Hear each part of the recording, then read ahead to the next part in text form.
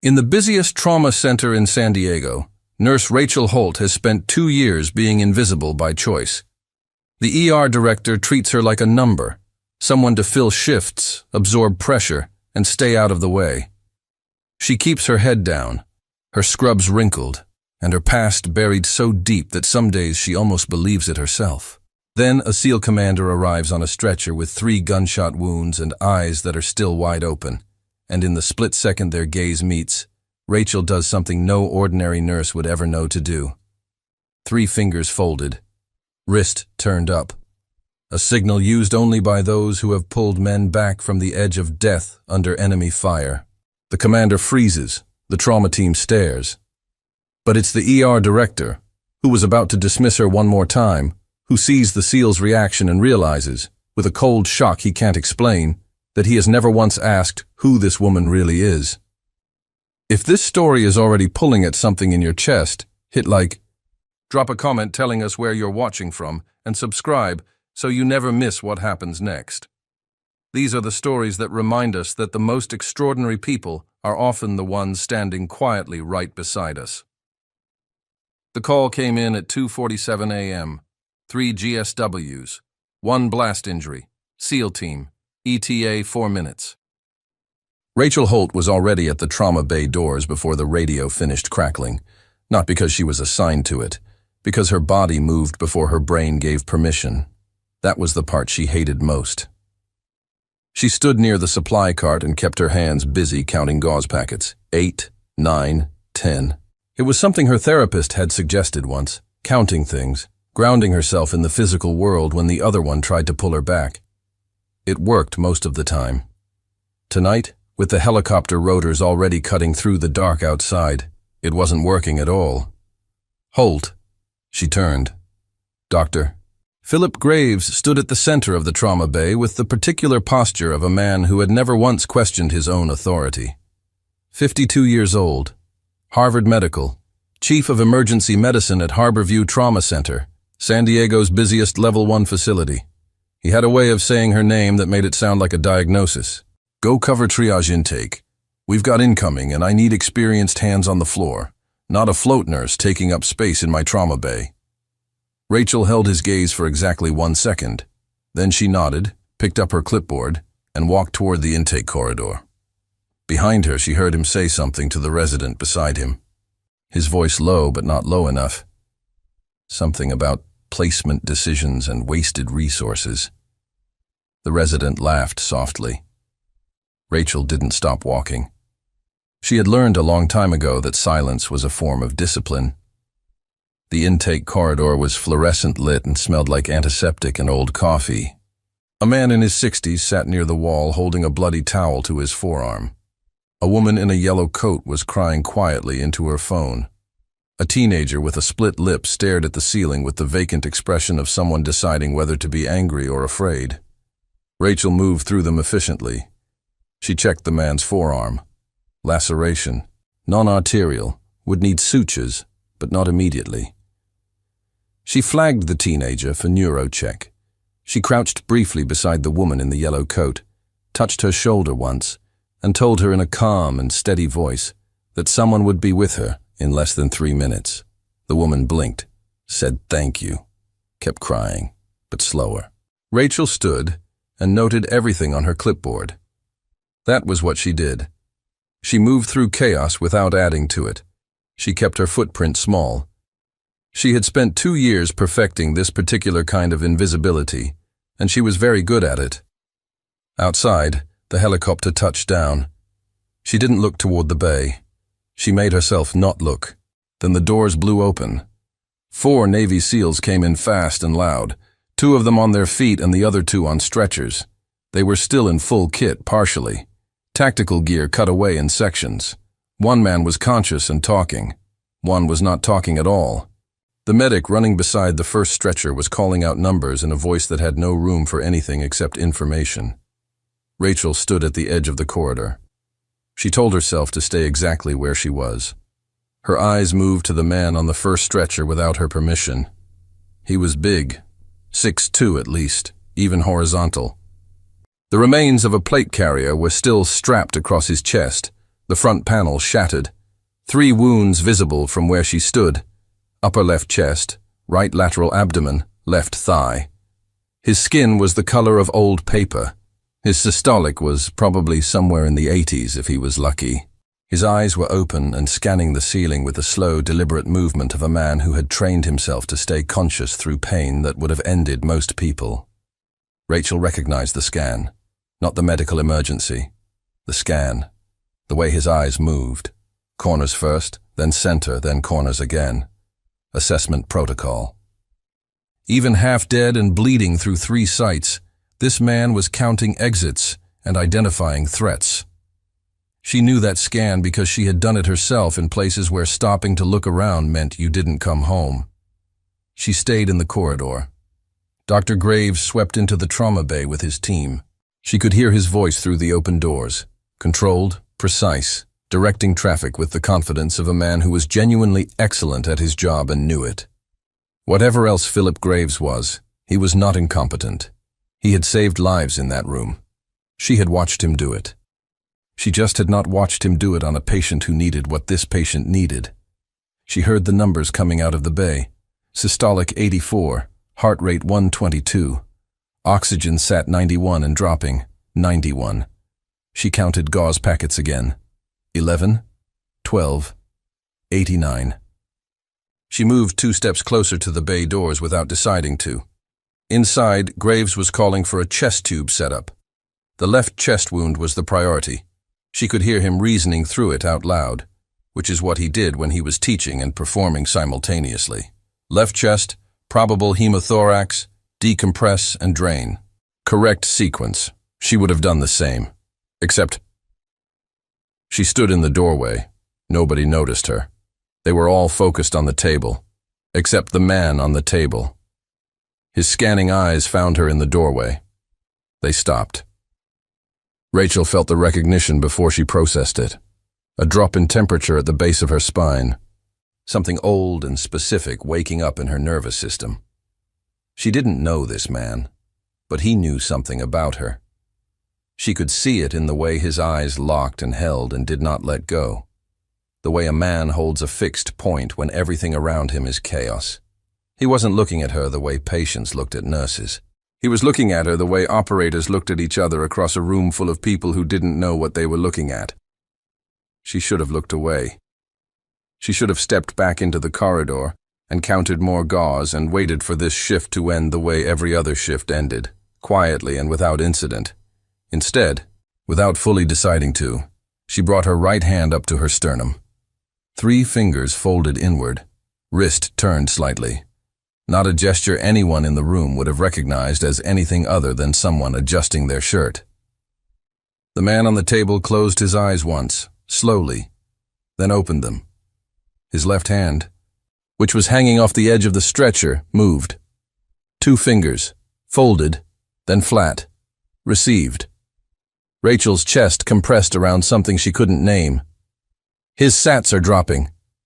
A resident's voice, sharp with controlled alarm. 78, 77. I see it. Graves did not look up. Get me the... He's bucking the line. Hold him. Someone hold his... BP's crashing. 61 systolic. Dr. Graves... Rachel was through the doors before she heard the rest of the sentence. She was not aware of making the decision. She was aware of her hands moving to the supply tray. She was aware of her voice cutting through the noise in the room with a tone she had not used in 2 years. A tone that lived below language, below thought, in the part of the body that knows how to save people because it has done it before in places where hesitation was the difference between a casket and a phone call home. Left tension pneumo. He needs a needle, not a tube. 2-inch angiocath, second intercostal, mid-clavicular line. Right now. The room went quiet. Not completely. Monitors still screamed. Someone's gloved hands were still pressing gauze into the thigh wound. But the human voices in the room went quiet in that specific way that happens when authority enters unexpectedly through the wrong door. Dr. Graves turned from the table. He looked at Rachel the way someone looks at a piece of furniture that has just spoken. "Excuse me," he said. The 2 words were not a question. Rachel did not look at him. She was looking at the monitor. 73. 72. The chest was moving wrong. Asymmetrical rise. Trachea beginning to deviate. She could see it from where she was standing. She could see what was happening, and she could see that nobody in this room had caught it yet, and she could see exactly how many seconds were left before it became irreversible. "He doesn't have a hemothorax," she said. "He has a tension pneumo. The tube will kill him. 2-inch angiocath, second intercostal, mid-clavicular. You have about 40 seconds. Graves stared at her. The resident beside him looked between them. The monitor hit 69. Graves said, very quietly, "Get her out of my trauma bay." Nobody moved. Nobody moved, because the man on the table had opened his eyes again, and his hand was no longer hanging off the edge of the stretcher. His hand was raised, just barely, 1 inch off the surface, with 2 fingers extended in a gesture that 3 of the 4 SEALs in that room recognized immediately. "Stand down. Let her work." Rachel was already reaching for the angiocath. The needle went in clean. Rachel felt the resistance of the chest wall, then the give, that specific, unmistakable give. That meant she had found the right place. And then the hiss.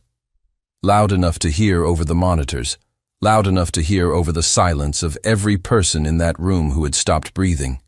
Trapped air escaping, pressure releasing. A chest that had been collapsing on itself finding room to expand again. The monitor climbed.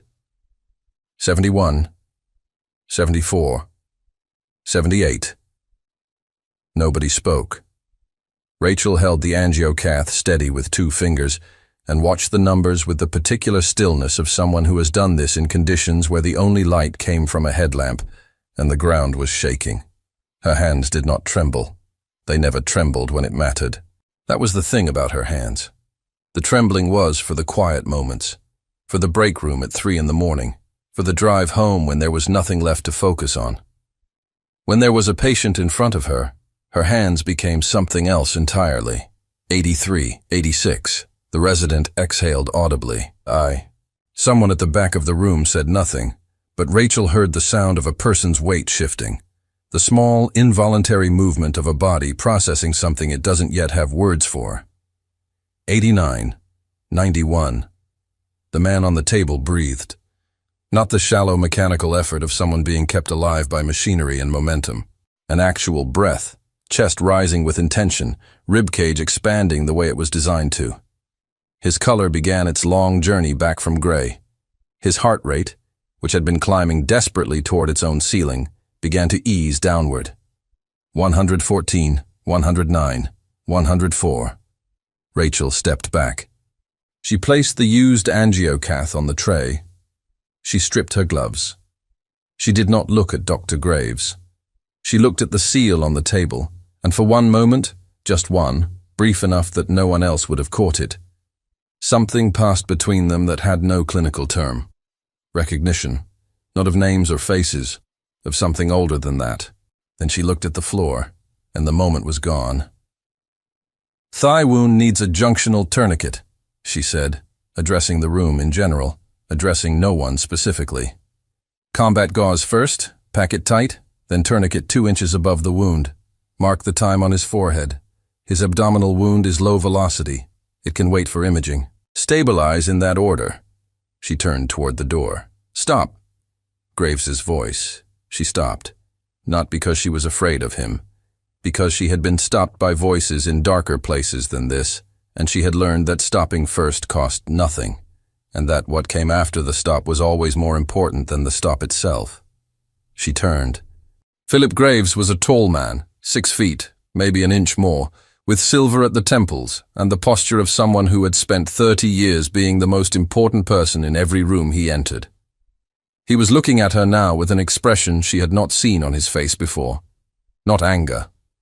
Not the performative irritation he deployed when residents made mistakes or nurses spoke out of turn. Something closer to calculation. "You're a float nurse," he said. "Yes." "Assigned to triage intake." "Yes." "Who gave you permission to enter this trauma bay?" Rachel held his gaze. Your patient's oxygen saturation gave me permission. The room was very still. One of the SEALs near the wall, the one who had come in on his feet, arm in a makeshift pressure dressing, jaw set like something carved, was watching this exchange with eyes that had gone very quiet and very focused. Rachel was aware of him in her peripheral vision, the way she had always been aware of things she wasn't supposed to be watching. Peripheral awareness was a skill. She had never stopped practicing it.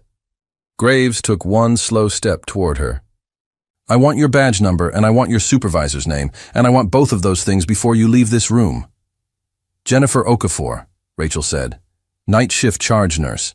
She'll be at the station. My badge number is on my ID. She reached up and turned the laminated card on her lanyard so the number faced outward. I'll be in the intake corridor when you need me. She walked out. Behind her, she heard one of the trauma team residents say, very quietly, Dr. Graves, his vitals. And Graves, after a pause that lasted precisely long enough to signal that he had chosen to let it go for now, said, I see them. Set up for imaging on the abdominal wound. And someone find out who that nurse is. Rachel walked back to the intake corridor. She picked up her clipboard. She checked on the man with the forearm laceration. He was stable, still patient. She noted the time. She told herself it was over. She had intervened, the patient was stable. And now it was over. She had kept the footprint small. She had not said anything she didn't need to say. She had not stayed a second longer than the situation required. She was good at this. She had been good at this for 2 years, and she was not going to stop being good at it tonight, because one unconscious set of muscle memory had walked her through a trauma bay door without asking her permission first. It was over. Then her phone buzzed. Not the hospital-issued pager. Her personal phone in the left pocket of her scrubs. She glanced at it automatically, the way you glance at something you're not expecting before your brain has time to decide whether to look or not. Unknown number. She would have ignored it. She ignored unknown numbers the same way she ignored most things that showed up unannounced, efficiently and without ceremony. But there was a text beneath the missed call notification. 4 words. She read them once. Then she read them again. Her clipboard lowered slowly until the bottom edge rested against her thigh. The fluorescent lights in the intake corridor did not change. The man with the forearm laceration was still waiting patiently. The teenager was still staring at the ceiling. Everything in the physical world continued exactly as it had been, indifferent to the fact that the floor had just shifted under Rachel Holt's feet in a way that had nothing to do with the building. She looked up. At the far end of the corridor, through the glass partition that separated intake from the main ER floor, she could see the trauma bay. The doors were partially open. Inside, the team was moving with the controlled efficiency of people whose patient had just pulled back from the edge, busy but no longer desperate, purposeful but no longer afraid. She could see the SEAL on the table. His head was turned. He was looking directly at her through the glass, through the corridor, across the distance between them, with the fixed, deliberate attention of a man who had been trained to see things other people missed, and who had seen something tonight that he was not going to let go of quietly. His left hand moved again. Not the signal this time. Something else. One finger pointing downward. A slow circle. Meaning, stay close. Rachel looked back at her phone. 4 words. They know where you are. She had not received a message from this number before. She had not received a message like this from anyone, anywhere, in 2 years. She had been careful. She had been so specifically and deliberately careful. The name, the credentials, the history, the absence of any social presence, the address registered to a mail drop in Chula Vista, the car registered to a name that pointed nowhere useful. She had built her invisibility with the same precision she had once applied to everything else, and for 2 years it had held. 4 words. She looked back through the glass. The SEAL was still watching. His expression had not changed. But something in it had sharpened, the particular sharpening that happens when a trained operator confirms a threat they had already suspected. He had known when he saw her signal in the doorway. He had known something was wrong before he even came through those doors tonight. Rachel's hand tightened on the clipboard until her knuckles shifted under the skin. She thought about the two SEALs who had come in on their feet. She thought about the way they had moved through the ER entrance. Efficient, yes. Tactical, yes. But also scanning. She had read it as protective instinct. Operators moving through unfamiliar space, cataloging it automatically. That was normal. That was just how people with that kind of training moved through the world. She thought about it again now with 4 new words sitting in her left pocket. She thought about the angle of the taller one's body when he positioned himself near the ER entrance. She thought about where his eyes had gone first. Not to the nurse's station, not to the trauma bay, not to the obvious center of activity. His eyes had gone to the secondary exits, not protective instinct, perimeter establishment. They had not come into this hospital as patients with escorts. They had come in as a team with an objective. Rachel's breathing slowed the way it slowed when she was about to move and needed her heart rate below 60. Old reflex. Expensive reflex. The kind the body keeps long after the mind has tried to retire it. She looked at the phone one more time. They know where you are. She thought, who sent this? She thought, who still has this number? She thought, there are exactly 3 people alive who have this number, and one of them has been in a black site in Eastern Europe for the past 14 months, and one of them is on the table in that trauma bay. Which meant the third one had sent this message. And the third one was not someone who sent warnings. The third one was someone who showed up. Rachel lifted her eyes to the main ER entrance, the automatic glass doors at the far end of the building. Through them, she could see the ambulance bay, the edge of the parking structure, the first gray suggestion of early morning sky above San Diego. She could also see a black SUV that had not been there 40 minutes ago, parked at the wrong angle, engine running. She could see the faint exhaust in the cold air, windows tinted beyond legal California limits.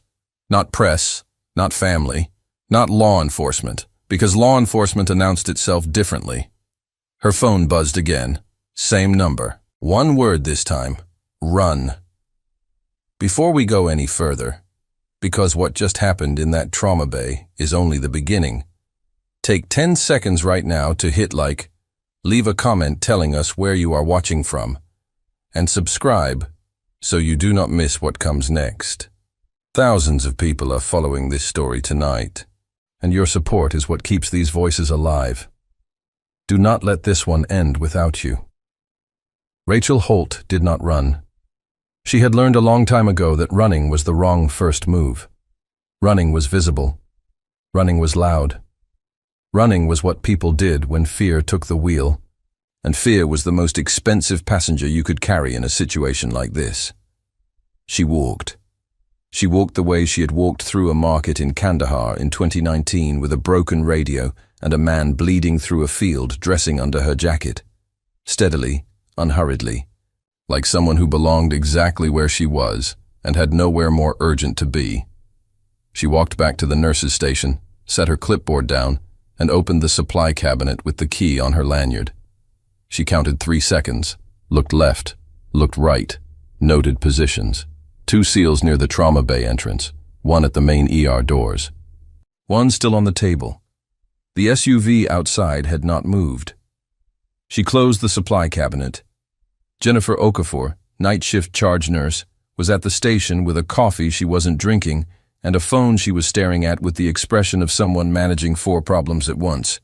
She was 41 years old, sharp, and had treated Rachel with more basic human decency in 2 years than most people managed in a lifetime. Rachel had never told her anything real about herself. She felt the weight of that now in a way she usually kept at a distance. "Jen," she said. Okafor looked up. "I need a favor." "You need about 12 favors based on what I just heard from the trauma bay."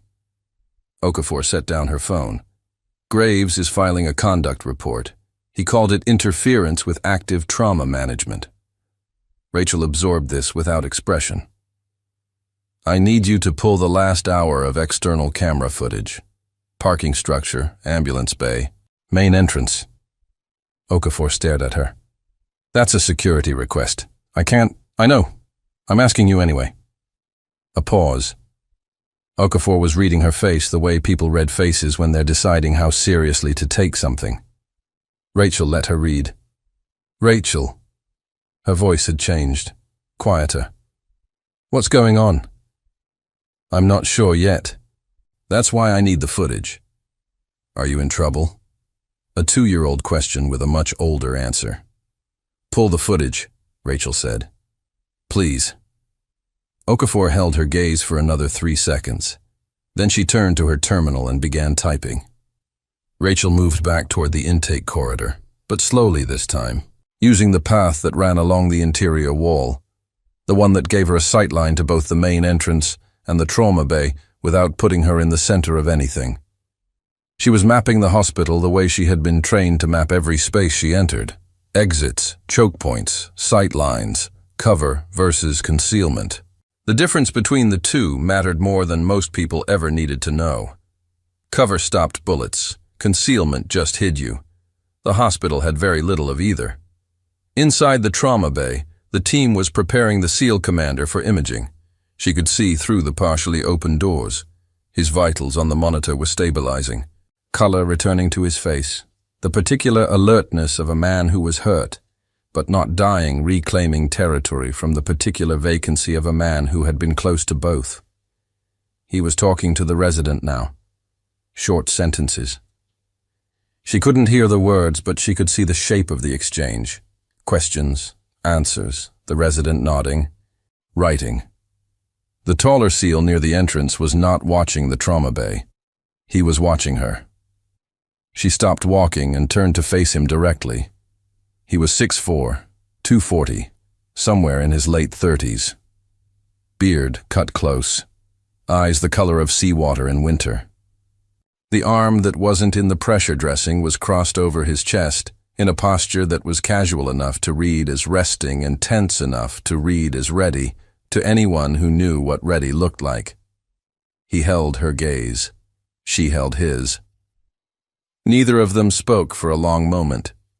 This was also a language. She had spoken it in 6 countries, and she recognized the dialect. He broke first, not with words. He raised his chin a fraction, the gesture that meant, "We need to talk." Not a request, an acknowledgement that the conversation was already happening whether they chose it or not. She walked toward him. They stood against the corridor wall, 2 feet apart, speaking at a volume calibrated precisely to travel no further than the space between them. "You sent the message," she said. Not a question. "No," he said. "Someone sent it to Commander Walsh. He gave me the number 20 minutes ago and told me to relay it." "Walsh." She filed the name. "Walsh is the one on the table?" "Yes." "He knew who I was before you came through those doors tonight." The SEAL looked at her with an expression that was not quite confirmation and not quite denial. "He said he recognized a contact signature. I didn't know what that meant until you walked into that bay." Rachel's jaw tightened. "How did he know I was here? At this hospital?" "He didn't. Not specifically." A pause, measured and deliberate, the pause of a man deciding how much to release. "We were diverted. Original destination was Balboa Naval. Air traffic issue, last-minute reroute. Harborview was the call." He looked at her steadily. He said if the reroute was accidental, it was the best accident in 2 years. "If it wasn't accidental, it wasn't an accident," Rachel said. The SEAL was quiet. Outside, through the glass of the main entrance, the black SUV had moved. It was no longer parked at the ambulance bay angle. It was now positioned at the east end of the parking structure, better sight line to the secondary exit, the one most people didn't know existed, because it wasn't marked on any public floor plan. Rachel knew it existed because she had mapped this building on her 3rd day of work, and she had never stopped updating the map. Whoever was in that vehicle had the same kind of training. "How many are you?" she asked. 4 total, 2 mobile, 2 in the bay. The 2 in the bay can't move quickly. No. She calculated. She had always been fast at this particular kind of mathematics. Resources versus threat, mobility versus firepower, what you had versus what you needed. It was not a pleasant skill to have. It meant your brain ran these equations automatically in situations where other people were still catching up to the fact that an equation was necessary. "The vehicle outside," she said. "They're not here for Walsh." The SEAL said nothing.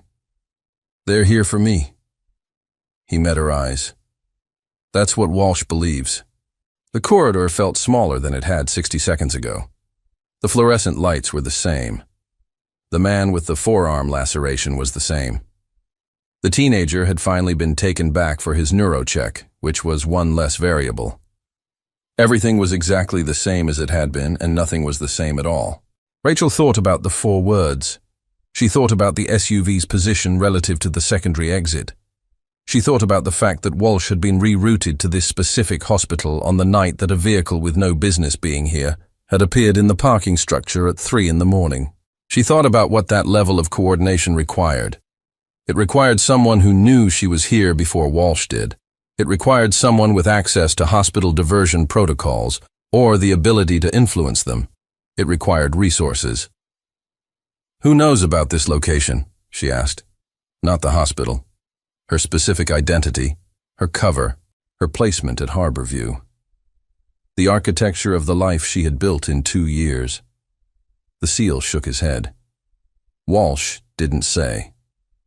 What did he say? Another measured pause. He looked toward the trauma bay, then back at her. "He said to tell you the operation was never closed." Rachel felt something move through her that had no name she was willing to give it. It wasn't fear exactly. Fear was loud and immediate, and she had metabolized fear into something more functional years ago. This was quieter than fear. Older. The specific sensation of a door you closed and locked and walked away from swinging back open in the dark. The operation was never closed. She had been told it was. She had been told, in a room, by a man with a rank she no longer recognized and a handshake she should never have trusted, that the operation was concluded, that her service record was sealed, that the asset was extracted, and the network dismantled, and her part in it was finished. She had built 2 years on the foundation of those words. 2 years of fluorescent lights and supply cabinets and counted gauze packets, and a woman in a yellow coat who needed her shoulder touched, and her breathing slowed, and her fear acknowledged. 2 years of being Rachel Holt, float nurse, Harborview Level 1 Trauma Center, badge number 4471, invisible by design and preference. 2 years on a lie. The SEAL was watching her process this with the respectful silence of someone who understood that certain information needed a moment to land before it could be responded to. Her phone buzzed again. She looked at it. Same unknown number. No words this time. A photograph. Grainy. Time-stamped 47 minutes ago. Shot from a distance with a lens that cost more than most people's cars. The photograph showed a hallway. Not this hallway. A different building entirely. Institutional, fluorescent lit, linoleum floors and metal doors, and the particular aesthetic of a place built for function and nothing else. She recognized it. She had been inside it once, 4 years ago, for 11 hours, during the worst 11 hours of her professional life. Standing in the hallway in the photograph were 2 men in civilian clothes. One of them had his face turned away from the camera. The other one was looking directly at the lens with the flat, patient expression of someone who had known the photograph was being taken and had chosen to let it happen anyway. She knew his face. She knew it the way you knew the face of the person who told you the operation was closed, the same man, alive, on American soil, 47 minutes ago. Her hand lowered the phone slowly. She looked at the SEAL. "Tell Walsh," she said very quietly, "that I need 30 seconds with him." The SEAL nodded and pushed off the wall. Rachel stood still for a moment. In the trauma bay, through the partially open doors, she could see Dr. Philip Graves standing at the edge of the room with a tablet in his hand and an expression she had not seen on his face before. Not calculation this time, not irritation. He was reading something. Whatever it was, it had stopped him completely. He was not moving. He was not speaking. He was standing with the particular stillness of a man who has just learned something about a person that has rearranged the architecture of everything he thought he understood. He looked up from the tablet. He looked directly at her. And for the first time in 2 years, Dr. Philip Graves, Chief of Emergency Medicine, Harvard Medical, the most important person in every room he entered, looked at Rachel Holt with something that was not dismissal, and was not irritation, and was not the comfortable superiority of a man who had never once questioned his own authority. He looked at her with something that took her a moment to identify, because she had never seen it on his face before. He looked at her with uncertainty. The tablet in his hand had a government seal in the upper left corner, and the name at the top of the document was not Rachel Holt. So here is the question this moment leaves with you, the one worth sitting with long after this story ends.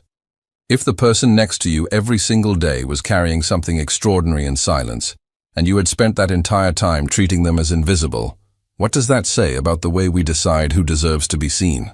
The 30 seconds Rachel had asked for turned into 4 minutes. Not because Walsh was unwilling. Because Graves was standing between her and the trauma bay with the tablet still in his hand, and an expression that had moved past uncertainty into something more complicated and more dangerous. The expression of a man who has just realized the ground beneath a 2-year assumption is not solid, and who has not yet decided what to do with that realization. Holt. She stopped. My office, now. I need 60 seconds with your patient first. You need... He stopped himself, looked down at the tablet, looked back up. The conflict on his face was visible in a way that Philip Graves' face was not accustomed to being visible. He was a man built for certainty. Certainty of diagnosis, certainty of protocol, certainty of the precise coordinates of his own authority in any given room. The document on that tablet had done something to his certainty that Rachel could see from 8 feet away. 60 seconds, he said finally. She walked past him into the trauma bay.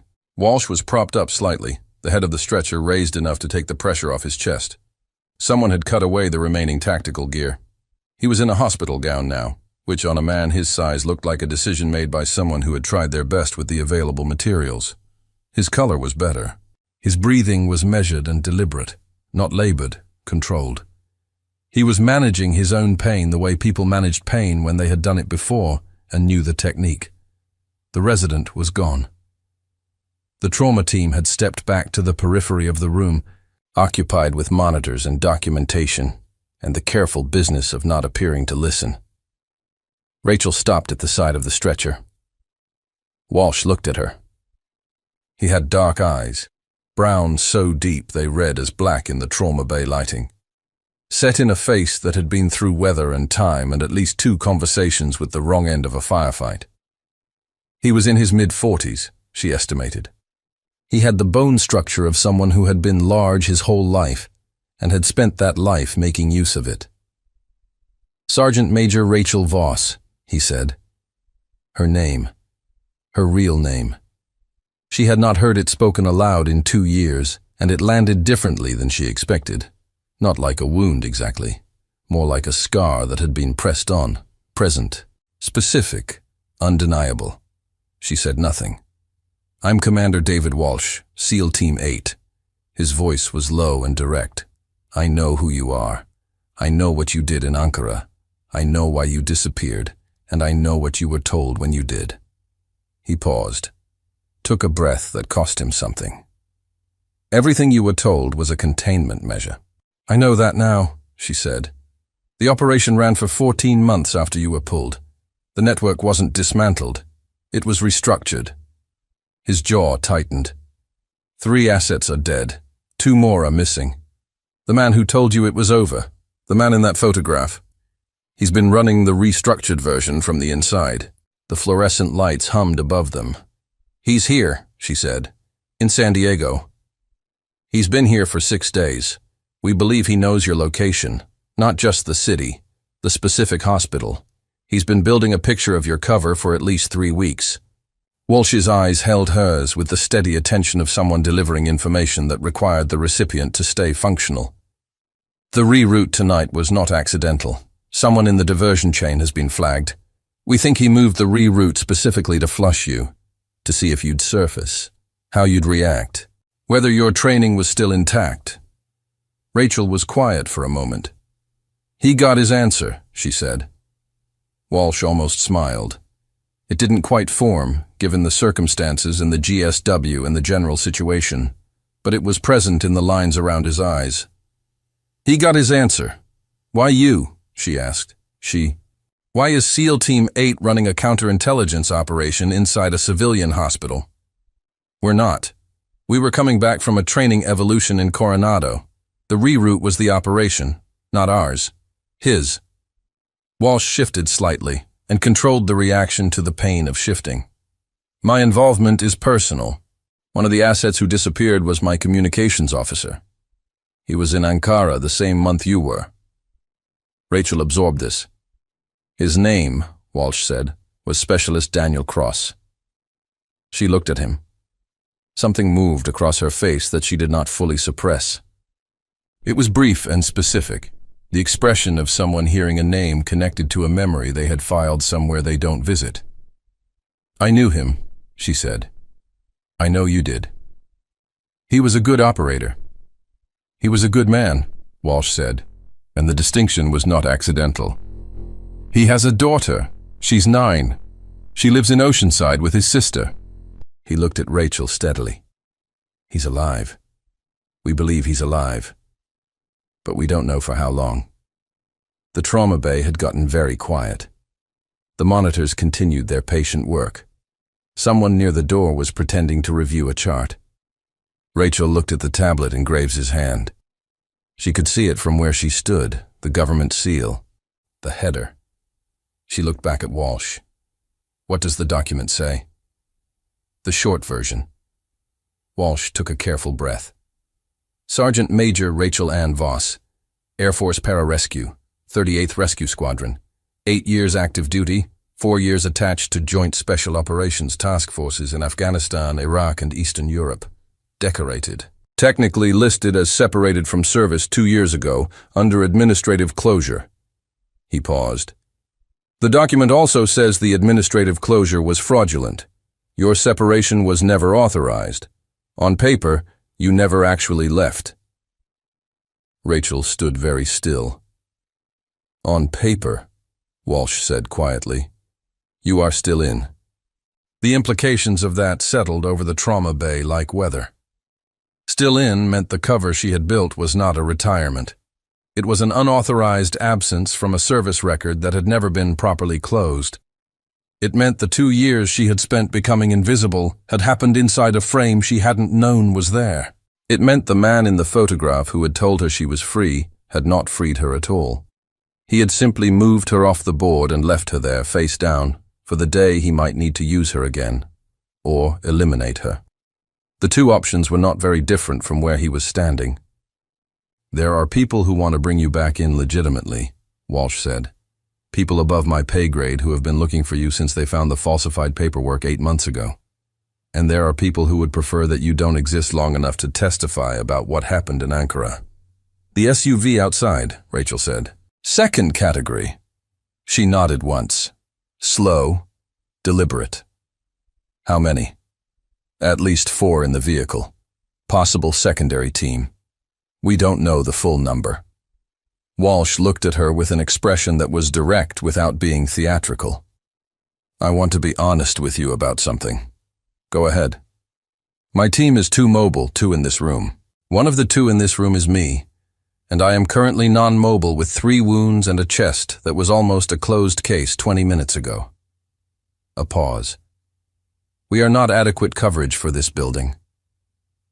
Rachel looked toward the door. Through the glass of the trauma bay, she could see the ER floor, nurses moving, a family in the waiting area, a child asleep across 2 chairs with a coat over her like a blanket.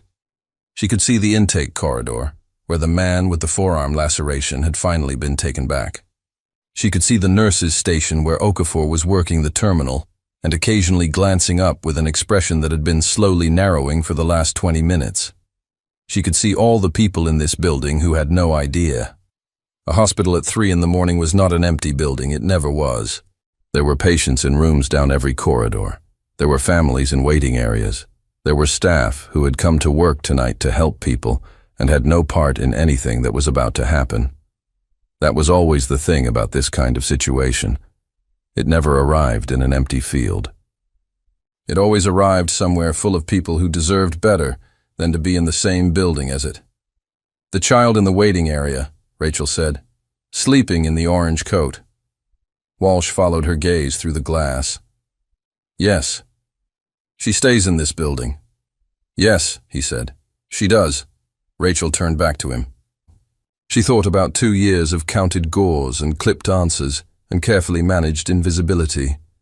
She thought about the coat she had put over her real self, the costume of smallness she had worn so thoroughly and so long that some mornings she forgot to take it off even when she was alone. She thought about Daniel Cross and a 9-year-old girl in Oceanside who was waiting for her father to come home. She thought about Ankara and what happened there, and the 11 hours in that institutional hallway, and the man with the flat patient eyes who had looked into the camera because he wanted her to know he was looking. She thought about the fact that she had spent 2 years trying to be invisible, and had instead spent 2 years becoming exactly the person she had been before, just in different clothes, in a different building, doing the same fundamental work by different means. You didn't stop being what you were, you just changed the room. I need a phone with a secure line, she said. Walsh reached under the thin hospital blanket, produced a phone that was not a standard issue anything, held it out. She took it. Then she looked toward the doorway. Graves was still standing there, tablet in hand, government seal visible. Her real name on the document in a font she could now read from where she was standing. He was looking at her with that unfamiliar expression, the one that was not dismissal and not irritation, and not the comfortable weight of unchallenged authority. He had not moved in 4 minutes. He looked. For the first time in the 2 years Rachel had worked under him, like a man who understood that he had been badly wrong about something and was in the early stages of reckoning with the specific shape of that wrongness. Rachel met his eyes. She held the secure phone in her right hand. She said, very clearly, very calmly, with the voice she had not used in 2 years, the one that lived below language, below thought, the one that knew how to command a room because it had commanded rooms in the dark in places where the wrong decision meant people went home in bags. She said, Dr. Graves, I need you to lock this building down. Every entrance. Right now. He stared at her. I need you to do it in the next 90 seconds, she said. And I need you to trust me. The pause that followed was 4 seconds long. Then Philip Graves, Chief of Emergency Medicine, Harvard Medical, the most important person in every room he entered, reached for his radio. The lockdown alarm did not sound like an alarm. It sounded like a door. One door, then another, then the specific mechanical percussion of a building sealing itself. Magnetic locks engaging in sequence, the soft thud of deadbolts finding their frames, the change in air pressure that came when a structure stopped being open and became something else. Rachel was already moving. She went left out of the trauma bay, away from the main entrance, and toward the secondary corridor, the one that ran behind radiology and connected to the service exit she had mapped on her 3rd day of work. She had the secure phone in her left hand and her eyes on every door she passed. The SEAL who had been stationed at the main entrance fell into step 6 feet behind her without being asked.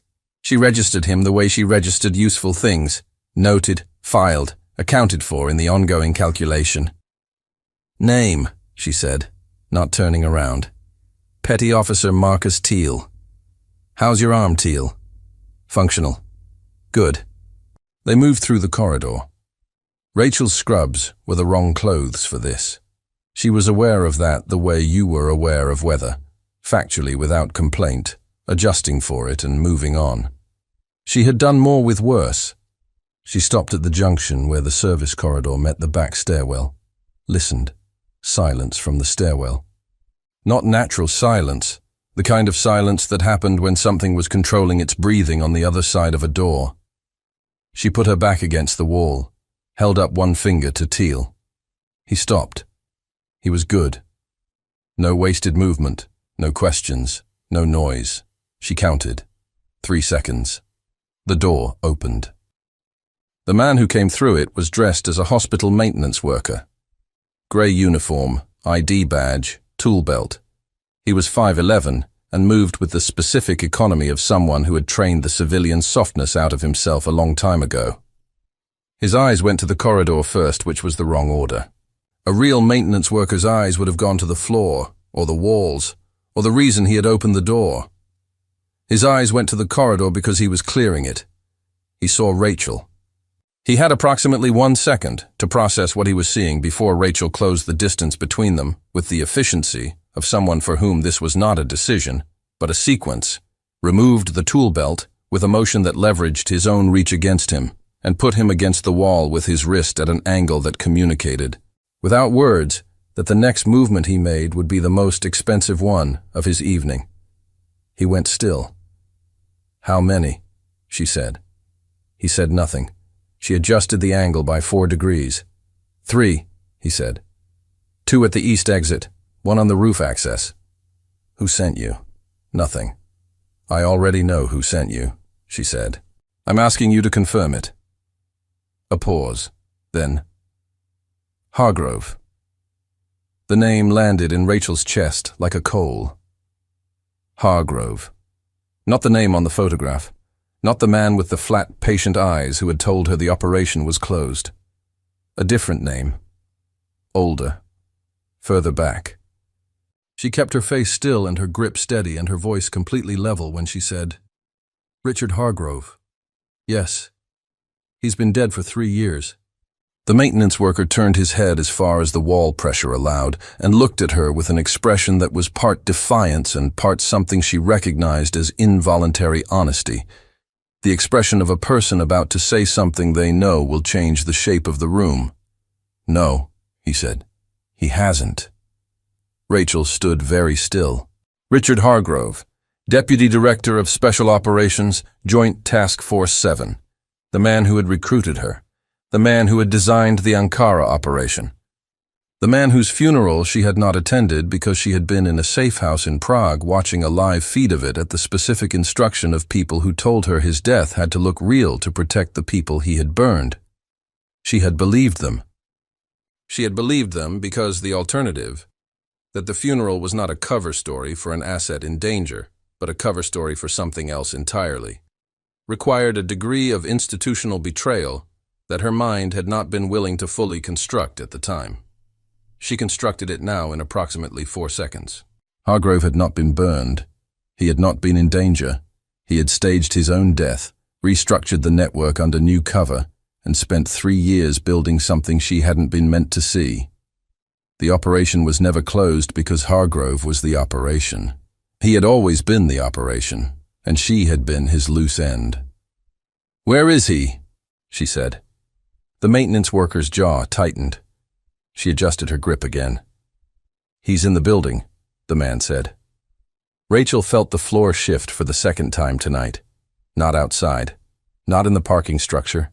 Not running a team from a distance with tinted windows and clean hands. In the building. "How long?" she said. "Came in through the loading dock, 14 minutes ago. 14 minutes, before the lockdown, before Graves had hit the radio, before the doors sealed. Hargrove was already inside." She looked at Teal. His expression had gone very flat in the way that trained people's expressions went flat when they were updating their threat assessment in real time, and the update was not favorable. She looked back at the man against the wall. "Is he here for me?" she said. A pause that lasted exactly long enough to tell her the answer before the words confirmed it. "He's here for Walsh," the man said. "You're secondary. Walsh has something Hargrove needs. A drive. Pulled from the operations server before we could scrub it." Walsh, still in the trauma bay. Non-mobile. 2 wounds and a chest that had nearly closed the case on him 40 minutes ago. Rachel released the man's wrist, stepped back, and looked at Teal. "Trauma bay," she said. "Now." They ran. They reached the trauma bay in 40 seconds. Rachel came through the doors first, with Teal one step behind and the specific forward momentum of someone who had already run the calculation and knew exactly how much time they did not have. Walsh was sitting up, not lying down, sitting up, which he should not have been doing with 3 wounds and a chest that had been decompressed 40 minutes ago, but which apparently nobody had been able to prevent, because the man on the stretcher had the particular stubbornness of someone who had spent his entire adult life refusing to be a liability when there were people around him who needed him to be an asset. In his right hand was the drive, small, black, the size of a thumb, the kind of object that looked like nothing and contained everything. He had known. Rachel understood immediately. He had known from the moment they came through the ER doors tonight that the drive was the target. The reroute, the SUV, the maintenance worker in the stairwell. All of it had been architecture built around this one object and the man holding it. "Hargrove is in the building," Rachel said. Walsh looked at her. Something shifted behind his eyes. Not surprise. Confirmation of something he had already suspected and had been hoping was wrong. "Loading dock," she said. 14 minutes ago. He's here for the drive." Walsh looked down at the object in his hand. Then he looked back up at Rachel with an expression she would think about for a long time afterward. The expression of a man making a decision he had already made and was now simply executing, which is a different thing and carries a different weight. "Take it," he said. She crossed the room and took it. It was lighter than it had any right to be, given everything it represented. She closed her fingers around it. At that moment, 3 things happened in a sequence so compressed it was difficult afterward to say with certainty which came first. The secondary corridor door at the back of the trauma bay opened. Graves, standing at the far wall with his radio in his hand, stepped forward automatically, the reflex of a man whose instinct in any situation was to move toward the problem. And Rachel turned. The man in the doorway was 61 years old, medium height, silver hair worn short and neat. He was dressed in a physician's coat, white, clean, with a hospital ID she recognized as the same format as her own. He had the unhurried posture of a man who had spent decades operating in the open while being invisible, which was a different skill than Rachel's kind of invisibility.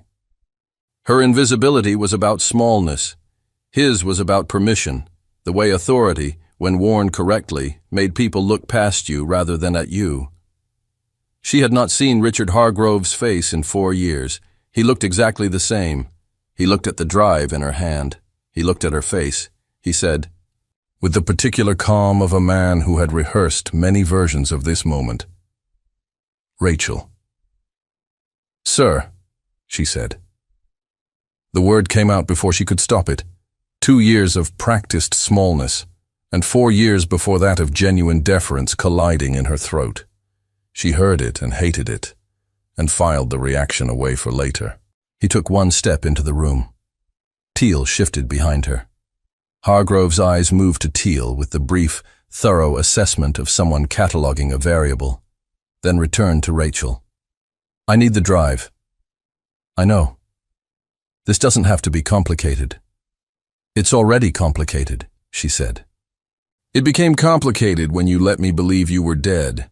It became more complicated when 3 assets died inside a network you told me was dismantled. It became significantly more complicated when a man named Daniel Cross disappeared and left a 9-year-old girl in Oceanside waiting for a phone call that hasn't come." Something moved across Hargrove's face, quickly, gone before it fully formed. "Cross was a necessary loss," he said. The room went absolutely still. Rachel had heard those words before. Necessary loss.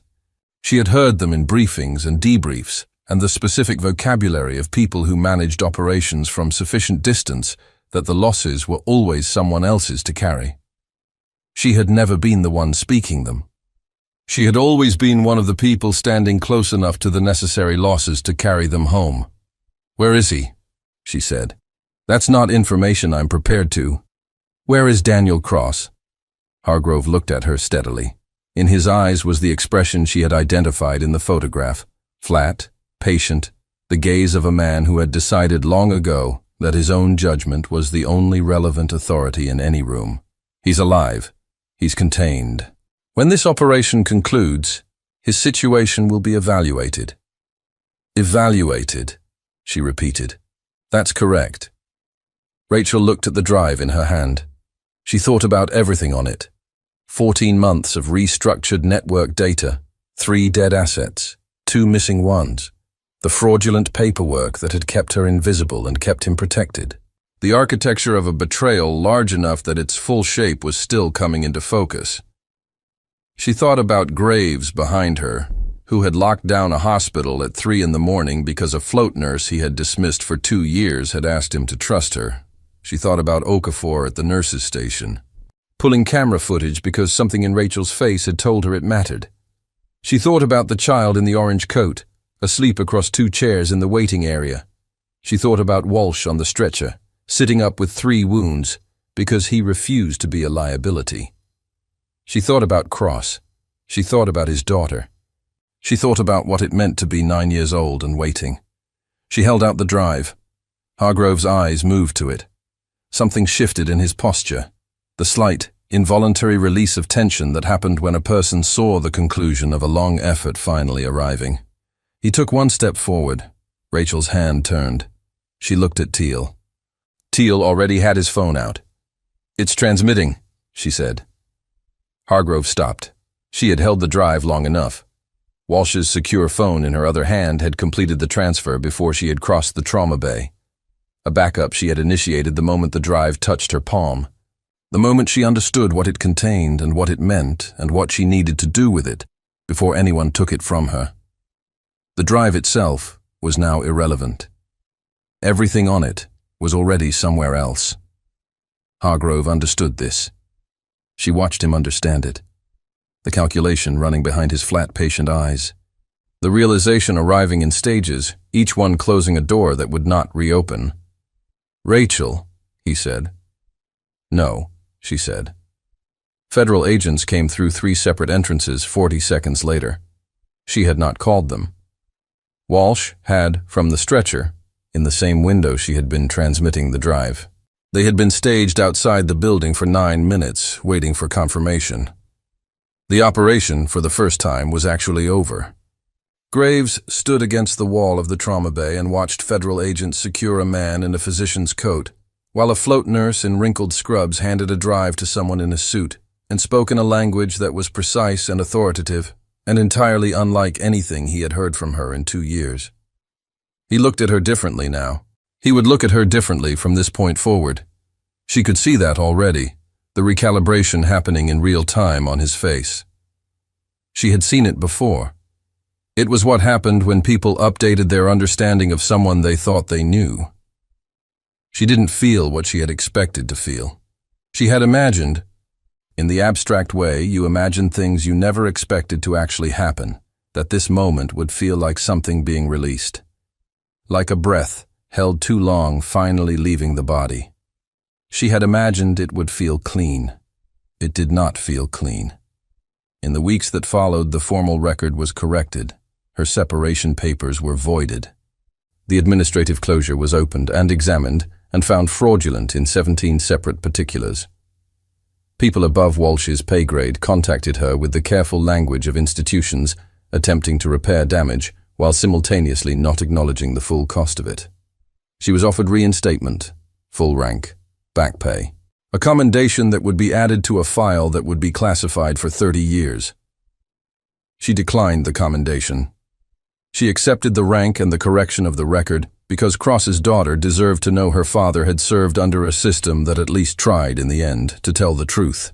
They found Daniel Cross. He was alive. He was not well. The kind of not well that had a long road ahead of it and no guarantees about where the road ended. Rachel drove to Oceanside on a Tuesday morning 3 weeks after the night at Harborview. She sat in a car outside a small house with a bike in the front yard and a wind chime on the porch that turned in the January air. She had imagined she would go to the door. She had imagined she would say something useful. She had spent the drive rehearsing the words, careful words, honest words, the kind of words that told the truth without making the truth heavier than the person receiving it could carry. She sat in the car for 20 minutes. Then she drove away. Because the door she should have knocked on belonged to a 9-year-old girl who was waiting for her father. And Rachel was not her father, and there was nothing she could say that would change the specific weight of that waiting. Cross came home 4 months later. Rachel was not there when he arrived. She heard about it from Teal, who sent her a photograph without comment. A man standing in front of a small house with a bike in the yard, with a child's arms around his neck and his face pressed into her hair with the particular stillness of a person holding something they had almost lost and cannot yet fully believe they have back. Rachel looked at the photograph for a long time. She was back at Harborview by then. Same scrubs, same intake corridor, same badge, different number. Graves had not asked her to leave after everything. He had in fact asked her to stay, in the specific awkward language of a man who did not apologize easily, but understood when one was owed. She had stayed. Not because it was safe, not because it was simple, because the woman in the yellow coat had needed her shoulder touched at 3 a.m, because the teenager with the split lip had needed someone to flag him for a neuro check before his night got worse. Because somewhere in the fluorescent-lit corridors of a level 1 trauma center at the edge of the country, people arrived broken and frightened and needed someone who knew how to be steady. She knew how to be steady. On a Wednesday evening in March, Rachel finished a long shift and walked out through the ambulance bay into air that smelled like the ocean. She sat on the bench outside the east entrance, the one near the secondary exit she had mapped on her 3rd day of work, and she did something she had not done in a very long time. She let herself be still. Not the stillness of discipline. Not the stillness of someone managing their reactions or controlling their breathing or calculating exits. Just still. The wind came off the water, and the lights of San Diego spread out beyond the parking structure, and somewhere in Oceanside, a little girl was asleep in a house where her father was home. Rachel closed her eyes. And she let herself feel the full weight of everything it had cost to get here. Every name she had carried, every signal given in the dark, every door that had not opened, every person she had moved through the world beside without letting them see her. And she did not try to make the weight smaller or lighter or more bearable than it was. She just held it. That was the thing nobody told you about survival. It was not the dramatic moment. It was not the drive transmitted, or the building locked down, or the federal agents coming through 3 doors at once.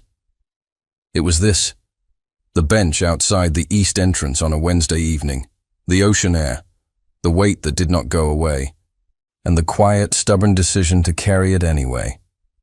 She sat there until the cold came in off the water. Then she stood up, went back inside, and started her next shift. Done end.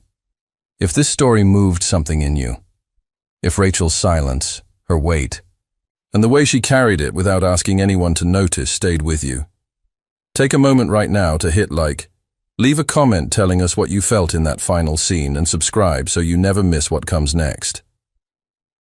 These are the stories that don't let you go easily. Share this with someone who needs to hear it tonight.